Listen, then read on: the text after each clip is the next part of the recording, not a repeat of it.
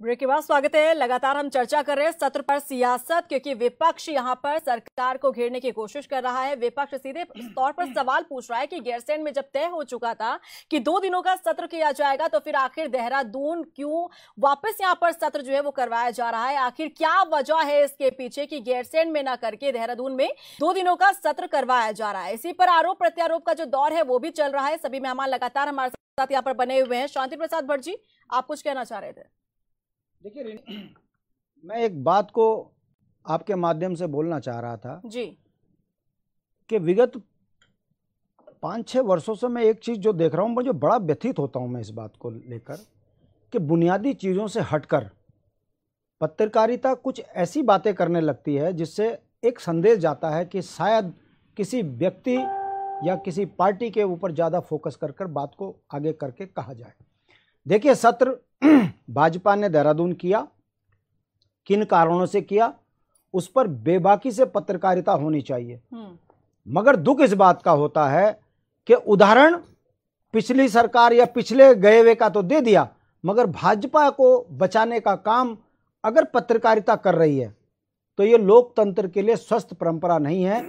इससे आने वाले समय में बहुत बड़ा नुकसान उस जनमानस को होगा जिसके लिए सत्ता बनाई जाती है।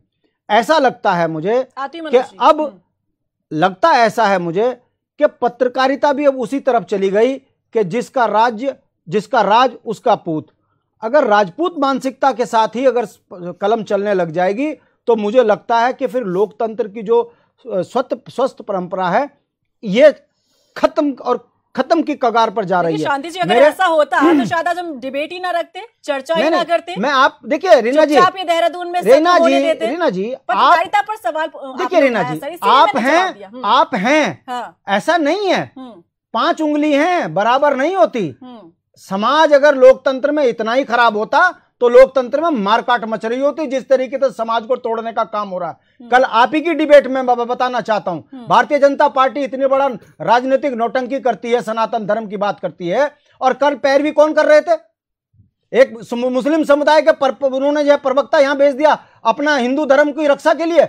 अगर हज कमेटी में जाकर बैठ जाऊं और राज्य नहीं देश में बवाल मच जाता अगर किसी हिंदू को बैठा दिया जाता मुस्लिम समुदाय के विवाद को सुलझाने के लिए। मैं ये बात आपके सामने इसलिए कह रहा हूं रीना जी, आपकी खबर को कल पूरे देश ने देखा, मगर किसी पत्रकार की कलम अगर उस पर संपादकीय लिख देती तो हमको लगता कि कलम के सिपाहियों के सीने में उत्तराखंड बहता है, सनातन जीता है। मगर कलम का सिपाही यदि चाटुकारिता की भाषा लिखना लगे तो राजनीति में कड़वा बोलना भी एक राजनीतिक नेता की जरूरत है। मेरा किसी व्यक्ति या किसी पत्रकार से कोई वो नहीं है, मेरी वेदना है कि उत्तराखंड लुट रहा है, उत्तराखंड के बुनियादी सवालों पे काम नहीं हो रहे हैं। मगर हम क्या देख रहे हैं? अपनी ही पार्टी में अपने ही नेताओं को बंद दरवाजे में खूब गरिया रहे हो, मगर चैनल में कह रहे हो मेरा नेता महान। यह कब तक चलेगा भाई?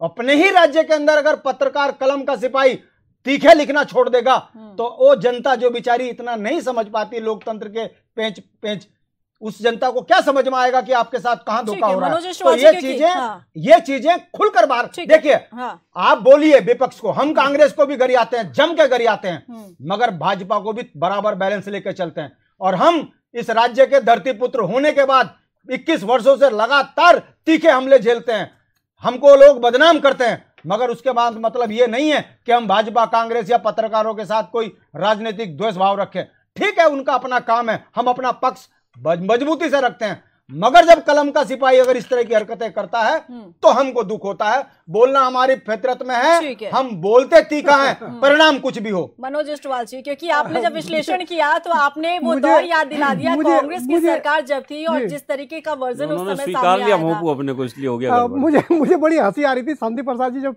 ये बातें रख रहे थे। क्यों हंसी में क्या बात है? शांति प्रसाद जी, अब आ जाओ हम पे। क्या सकारात्मक पत्रिकारिता? आपने भाजपा को एक शब्द नहीं बोला, सुनिएगा, अभी एक शब्द नहीं बोला, पहला दौर खत्म हुआ है, आपने एक शब्द भाजपा का नहीं बोला, तब मैंने सवाल खड़ा किया। मैं यूकेडी पे बोलूं जिनके नेता जैसे जीतते हैं पार्टी छोड़ के भाग जाते हैं। फिर आपको राजनीतिक ज्ञान नहीं है, फिर आपको पत्रकारिता का ज्ञान नहीं है। बिल्कुल नहीं, आपको मैं पत्रकारिता सिखा दूंगा यही चैनल पे। सच बोलना सीखिए, आप सच बोलना सीखिए। क्या जानते हो आप, क्या जानते हो आप? मुझसे बात करो ना, मैं जवाब दूंगा आपको। मैं जानता हूँ आपको। छोड़िए, पत्रकार लिख देने से नहीं होता, पत्रकारिता का मतलब होता है निष्पक्ष बात करना। आपको यही नहीं पता, आपको यही नहीं पता। 2012 के बाद की बात कर रहे हो आप। अगर पत्रकार हो तो 2002 से लेके 2007 तक की बात कीजिए। कौन बुनियादी सवालों पे बोल रहा, वो नहीं बोलना। मगर क्योंकि आपको प्रायोजित भेजा हुआ है तो आप लग जाओ पत्रकार में। यूकेडी तो सत्ता की वो है, यूकेडी तो जो बात सुनो, पत्रकार हो तो बैलेंस लिखना सीखिए। हम स्वीकारेंगे उस बात को।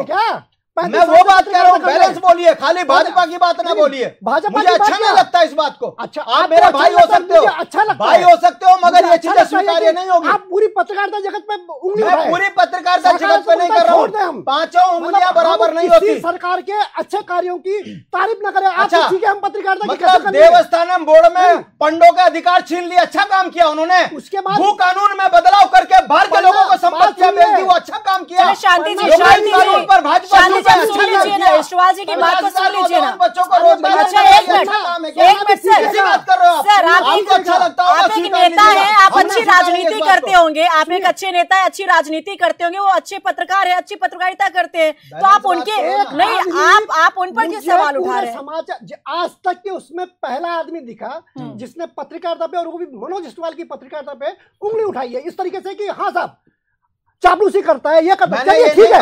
हम एक सत्ता को बचाने का काम कर रहे हैं। आज तक किसी की बात, किसी ने ये नहीं कहा कि मनोज अष्टवाल ने ये किया और वो किया। किसी एक को गिनवा दो कि मैंने हाँ दलाली करके पत्रकारिता की हो। मैंने तो नहीं कहा। आप खुद करें, आप पत्रकारिता के हर पहलू पे उंगलियां उठा रहे हैं।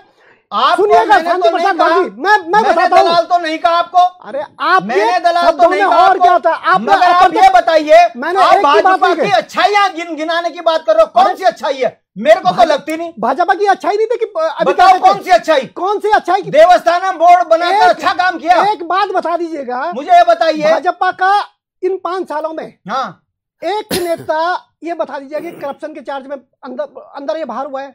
अच्छा, मतलब तुम अपनी चोर मोसेरे भाई उत्तराखंड में जनता की आप बताइए, आपको पता नहीं है कौन कौन है? आप अपना प्लेटफॉर्म तलाशिए यूकेडी को पहले, फिर वही जनता के बीच जाके प्लेटफॉर्म। जब आपको जवाब नहीं मिलता तो यूकेडी को प्लेटफॉर्म, अरे प्लेटफॉर्म तो हम देख लेंगे। ये बहुत लंबा देखिए अष्टवाल जी, आप बात करो पॉजिटिव। अरे आपको भाजपा के भ्रष्ट दिखते नहीं। वो छात्रवृत्ति घोटाले में कौन है जो जिसका परिवार बर्बाद हो गया?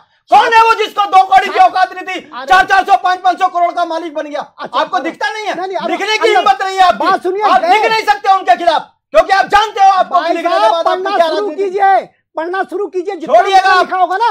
चलिए, अभी मुद्दे को इधर उधर डाले जाते हुए, मुद्दे को इधर उधर डाले जाते हुए वापस आ जाते हैं मनोज अष्टवाल। दिखता नहीं है मनोज अष्टवाल जी, फिलहाल की जो स्थिति है, फिलहाल जो हो रहा है, उसके पीछे की वजह क्या आप मान रहे हैं? क्या कारण है कि पहले गैरसैंण अनाउंस किया जाता है, उसके बाद देहरादून कहते हैं कि देहरादून में करने जा रहे हैं सत्र? देखिए 29 को पहले तय हुआ था सत्र, और